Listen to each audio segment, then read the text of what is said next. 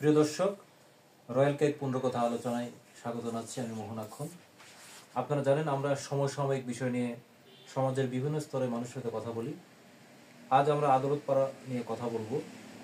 এই বিষয়ে কথা বলার জন্য আমরা হাজির হয়েছি বগুড়ার পাবলিক প্রসিকিউটর সিনিয়র আইনজীবী জনাব আব্দুল বাসিত সাহেবের চেম্বারে।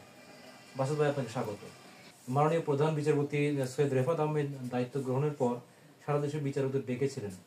সেখানে তিনি বলেছিলেন, আদালতের একজন সহায়ক কর্মচারী কিংবা আইনজীবী সহকারীও যদি দুর্নীতি করেন, সাধারণ জনগণ সাদা চোখে সেটিকে বিচার বিভাগের অবক্ষয় হিসেবে গণ্য করে।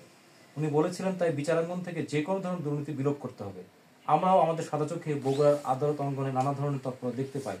এগুলো বন্ধ হবে কি? পিপি হিসেবে আপনার কোনো উদ্যোগ থাকবে কিনা? মহামান্য চিফ জাস্টিস মহোদয় যে উক্তিটা করেছেন, উনি সঠিক কথাটাই বলেছেন। ওনার জায়গা থেকে আইনের সঙ্গে সম্পৃক্ত, আদালতের সঙ্গে সম্পৃক্ত, বিচার বিভাগের সঙ্গে সম্পৃক্ত কোনো ব্যক্তি কোনো কর্মী জড়াক, এটা তো উনি চাইবেন না। এটা বিচার বিভাগের উপরে মানুষের আস্থাহীনতার সৃষ্টি করবে।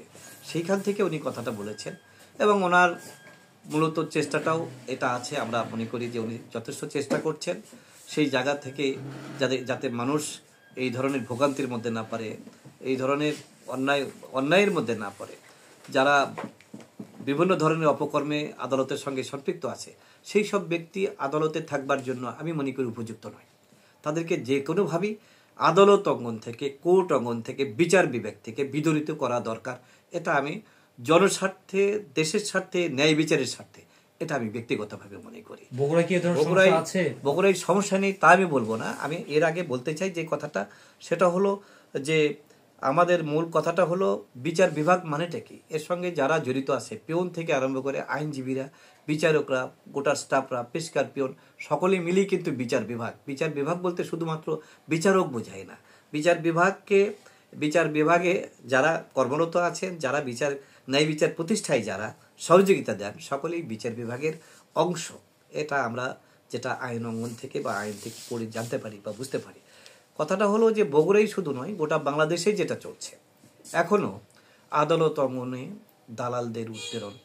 এখনও আমরা অনেকেই আইনজীবী হিসেবে হয়তোবা চেষ্টা করি যে ভালো একটা কিছু আমরা পাই, কিন্তু আমাদের মধ্য থেকেও সকল আইনজীবীরা একই ভূমিকা আমরা পালন করতে পারি না। আমাদের মহড়ার সংগঠন আছে বা বিভিন্ন সংগঠন আছে, সেখান থেকে অনেক দালাল সৃষ্টি হয়ে যায়।